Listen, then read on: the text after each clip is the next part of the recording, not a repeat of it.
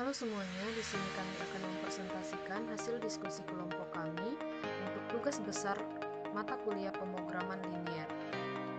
Kelompok kami beranggotakan 3 orang, yaitu yang pertama Valentina Iriani dengan NIM H10111911015, Florensi Silva Angelina dengan NIM H10111911047, dan yang ketiga Weni Kartikasari dengan NIM H10111191048. Pada kesempatan kali ini, kelompok kami membahas materi mengenai metode simplex. Pemrograman linear adalah suatu metode untuk mengalokasikan sumber daya yang terbatas untuk mencapai suatu tujuan yang optimal. Di dalam pemrograman linear, terdapat metode simplex.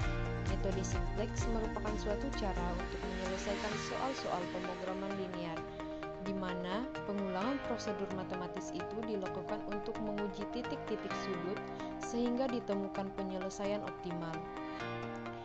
Dengan mempelajari metode simplex, kita dapat dengan mudah menentukan keuntungan maksimum atau minimum yang dapat kita peroleh dari usaha yang kita lakukan.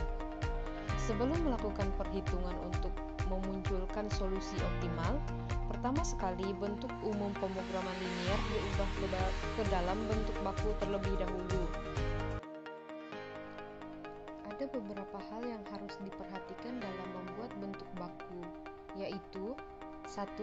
Fungsi kendala dengan pertidaksamaan lebih kecil sama dengan dalam bentuk umum diubah menjadi persamaan sama dengan menambahkan satu variabel slack. Yang kedua, fungsi kendala dengan pertidaksamaan lebih besar sama dengan dalam bentuk umum diubah menjadi persamaan sama dengan mengurangkan satu variabel surplus. Yang ketiga, fungsi kendala dengan persamaan dalam bentuk umum ditambahkan satu artificial variabel atau variabel buatan. Berikut akan dibahas beberapa contoh soal kasus maksimasi dan kasus minimasi untuk penerapan metode simplex dalam kehidupan sehari-hari. Di sini saya akan menjelaskan kasus maksimasi. Sebuah perusahaan menghasilkan dua produk, yaitu meja dan kursi yang diproses melalui dua bagian fungsi, yaitu perakitan dan pemenulisan. Pada bagian perakitan tersedia 60 jam kerja, sedangkan bagian pemenulisan hanya 48 jam kerja.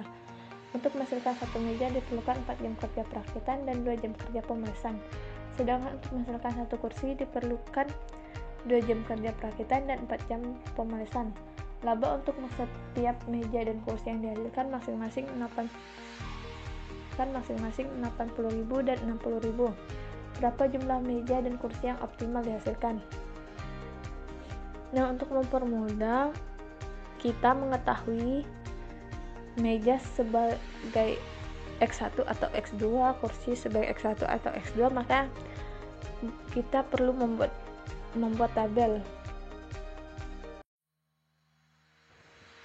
Formulasi model, fungsi tujuan Z sama dengan 8X1 tambah 6X2 dalam satuan puluhan ribu, dengan kendala 4X1 tambah 2X2 kurang dari 60, 2X1 tambah 4X2 kurang dari 48, dengan batasan non negatif X1 X2 lebih dari 0. Langkah-langkah pengerjaan mengubah fungsi tujuan dan batasan. Fungsi tujuan Z sama dengan 8X1 tambah 6X2 diubah menjadi maksimum Z dikurang 8X1 dikurang 6X2 sama dengan 0, dengan kendala 4X1 tambah 2X2 tambah X3 sama dengan 60, 2X1 tambah 4X2 tambah X4 sama dengan 48, dengan X1, X2, X3, X4 lebih dari 0. Nah, dari kendala tersebut dapat kita ketahui X3 dan X4-nya sebagai variabel slack. Yang kedua, menyusun persamaan ke dalam tabel. Nah, dari persamaan linear yang sudah kita ketahui tadi, dapat kita ketahui variabel dasarnya yaitu Z, X1, Z, X1, X2, X3, X4, dan NK atau nilai kolom.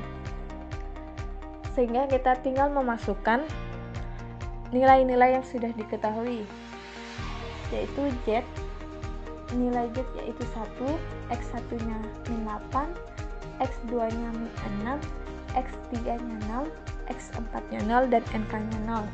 X3 Z nya bernilai 0, X1 nya 4, X2 nya 2, X3 nya 1, X4 nya 0, dan NK nya 60. X4 Z nya bernilai 0, X1 nya 2, X2 nya 4, X3 nya 0, X4 nya 1, NK nya 48. Langkah ketiga, menentukan kolom kunci. Kolom kunci adalah kolom yang mempunyai nilai baris bernilai negatif dengan angka terbesar. Untuk dapat menentukan nilai kolom kunci, kita harus melihat nilai baris Z yang mempunyai nilai negatif terbesar. Nah, dari tabel tersebut dapat kita lihat bahwa min 8 adalah nilai negatif dengan angka terbesar, sehingga nilai kolom kuncinya adalah X1. Yang keempat, menentukan baris kunci. Menentukan baris kunci adalah nilai indeks terkecil. Indeks sama dengan nilai kolom NK dibagi nilai kolom kunci. Nah, dari tabel tersebut dapat kita lihat nilai NK X3 sama dengan 60 dibagi nilai kolom kuncinya 4 sama dengan 15. X4 nya NK nya 48 dibagi 2 sama dengan 28. Nah, dari tabel tersebut bahwa 15 adalah nilai indeks paling terkecil, sehingga X3 merupakan baris kunci, sehingga X1 menggantikan X3. Langkah kelima, menentukan nilai baris kunci baru. Baris kunci baru sama dengan baris kunci atau angka kunci. Untuk dapat menentukan nilai baris kunci baru, kita dapat menentukannya dengan OB. Karena X3 nya bernilai nilainya 0, 4, 2, 1, 0, 60 dan X1 nya harus bernilai 1, maka B1 baru sama dengan B1 dibagi 4, sehingga diperoleh nilai X1 nya Z bernilai 0, X1 nya 1, X2 nya setengah, X3 nya seperempat, X4 nya 0, dan NK nya 15. Langkah ke-6, mengubah nilai-nilai selain baris kunci. Baris baru sama dengan baris lama dikurang nilai kolom kunci dikali nilai baris kunci baru. Nilai baris Z baru sama dengan baris BO dikurang min 8 dikali B1 baru, sehingga dari operasi tersebut dapat diperoleh nilai baris B0 baru sama dengan 1, 0, min 2, 2, 0, 120. Baris B2 baru sama dengan baris B2 dikurang 2 dikali baris B1 baru, sehingga dari operasi yang telah dilakukan dapat diperoleh nilai baris B2 baru sama dengan 0, 0, 3, setengah, 1, 18. Sehingga setelah itu kita memasukkan nilai-nilai baris baru ke dalam tabel. Karena nilai pada baris Z masih ada nilai yang bernilai negatif, maka dilakukan kembali proses seperti di atas. Yang ketujuh, memasukkan nilai baris baru dan menentukan kolom kunci baru. Dari tabel tersebut dapat kita lihat bahwa min 2 adalah nilai negatif terbesar, sehingga X2 merupakan nilai kolom kunci. Langkah ke-8, menentukan baris kunci. Nah, untuk menentukan baris kunci, adalah nilai indeks terkecil. Untuk dapat menentukan nilai indeks terkecil, Jadi nilai indeks sama dengan nilai kolom NK dibagi nilai kolom kunci. Nilai kolom kunci jadi NK-nya 15 dibagi setengah sama dengan 7,5. 18 dibagi 3 sama dengan 6, sehingga dari tabel tersebut dapat dilihat bahwa X4 merupakan nilai baris kunci, jadi X2 menggantikan X4. Sehingga 9 mengubah nilai-nilai baris. Baris baru sama dengan baris lama dikurang nilai kolom kunci dikali nilai baris kunci baru. Baris X2 baru sama dengan baris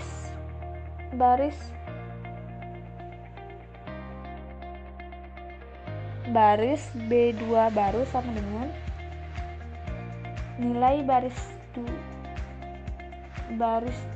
2 dibagi dengan 3 sehingga diperoleh nilainya 0, 0, 1, min 1/6, 1/3, 6. Baris B0 baru sama dengan baris B0 dikurang min 2 dikali B2 baru, sehingga diperoleh nilainya 1, 0, 0, 5/3, 2/3, 1/3. Baris B1 baru sama dengan baris B1 dikurang 1/2 dikali baris B2 baru, sehingga diperoleh nilainya 0, 1, 1/3, min 1/6, 12. Langkah ke-10 memasukkan nilai-nilai baris baru. Variabel dasar nilai baris B0 baru sama dengan Z-nya 1, X1-nya 0, X2-nya 0, X3-nya 5/3, X4-nya 2/3 dengan NK 132. X1 Z0, X1 1, X2 0, X3 1/3, X4 min 1/6, NK-nya 12. X4 Z-nya 0, X1-nya 0, X2-nya 1, X3-nya min 1/6, X4-nya 1/3, NK-nya 6. Karena nilai-nilai pada baris Z sudah tidak ada yang negatif, berarti iterasi selesai dan solusi yang diperoleh adalah X1 sama dengan 12, X2-nya sama dengan 6, dan nilai fungsi tujuan Z atau laba sama dengan 132 dalam puluhan ribu rupiah. Artinya untuk memperoleh keuntungan yang maksimum sebesar 1.320.000, maka perusahaan sebaiknya memproduksi meja sebanyak 12 unit dan kursi sebanyak 6 unit. Untuk contoh kedua yaitu kasus minimasi. Contohnya, mitra cake membuat kue kopi dan kue susu dalam loyang besar. Bahan utamanya adalah tepung dan gula. Ada kurang dari 36 kg tepung dan kurang dari 40 kg gula yang tersedia.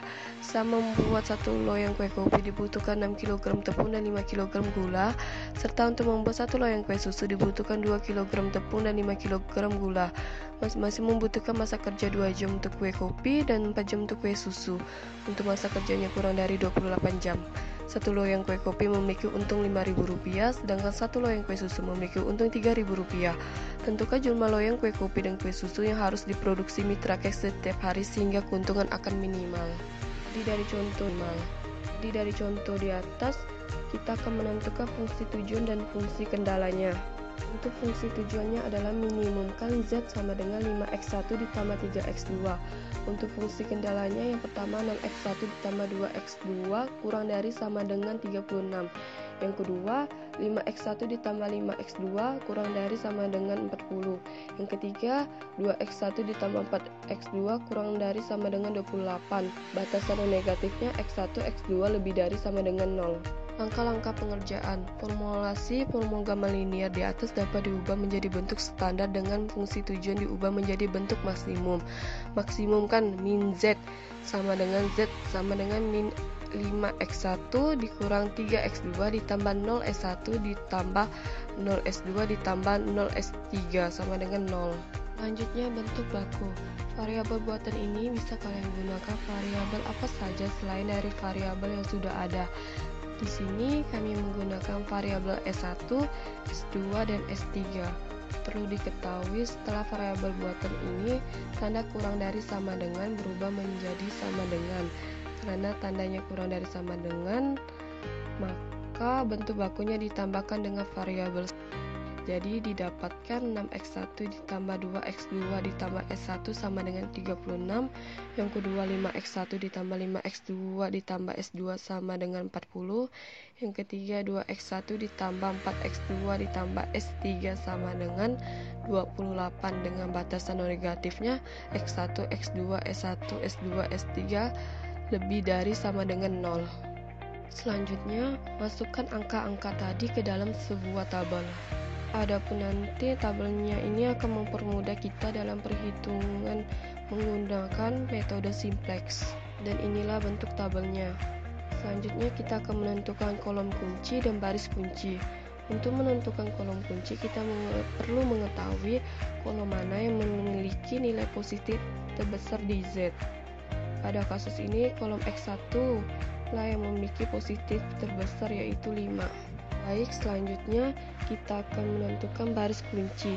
Jadi cara menentukan baris kunci adalah pertama-tama kita bagi nilai kolom NK dengan nilai kolom kunci.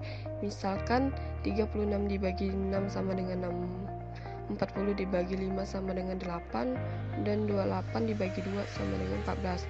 Maka dari hasil pembagian tadi dapat kita lihat bahwa baris S1 memiliki hasil bagi NK yang paling kecil yaitu 6. Maka baris kunci adalah baris S1. Baik, setelah menentukan kolom kunci dan baris kunci, kita akan mengetahui angka kunci. Apa itu angka kunci? Angka kunci merupakan perpotongan dari kolom kunci dan baris kunci. Jadi kita bisa dilihat dari tabel bahwa perpotongan antara kolom kunci dan baris kunci terletak pada angka 6. Sehingga angka kuncinya adalah angka 6. Setelah kita mengetahui angka kunci, kita akan membuat baris baru. Jadi baris S1 tadi diubah menjadi X1 karena X1 merupakan kolom kunci. Setelah itu kita tentukan nilai pada baris X1 dengan cara angka-angka pada baris S1 tadi dibagi dengan angka kunci, yaitu misalnya 6 dibagi 6 sama dengan 1, 2 dibagi 6 sama dengan 1/3, 1 dibagi 6 sama dengan 1/6, dan seterusnya hingga kolom NK. Setelah kita mengetahui baris X1 yang baru, maka kita akan menentukan baris yang baru juga untuk menentukan baris baru di S2. Rumusnya baris lama dikurang angka kolom kunci dikali nilai baris kunci baru. Maka baris S2 sama dengan 5 dikurang 5 dikali 1 sama dengan 0, 5 dikurang 5 dikali 1/3 sama dengan 10/3, dan seterusnya hingga NK. Maka didapatkan baris S2 yang baru.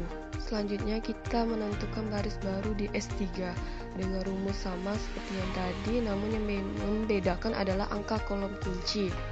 Maka baris S3 sama dengan 2 dikurang 2 dikali 1 sama dengan 0, 4 dikurang 2 dikali 1/3 sama dengan 10/3, 0 dikurang 2 dikali 1/6 sama dengan min 1/3, 0 dikurang 2 dikali 0 sama dengan 0, 1 dikurang 2 dikali 0 sama dengan 1, dan yang terakhir 28 dikurang 2 dikali 6 sama dengan 14. Selanjutnya baris Z angka kuncinya 5, maka 5 dikurang 5 dikali 1 sama dengan 0, 3 dikurang 5 dikali 1/3 sama dengan 4/3, 0 dikurang 5 dikali 1/6 sama dengan min 5/6, 0 dikurang 5 dikali 0 sama dengan 0, 0 dikurang 5 dikali 0 sama dengan 0, dan yang terakhir 0 dikurang 5 dikali 6 sama dengan min 30.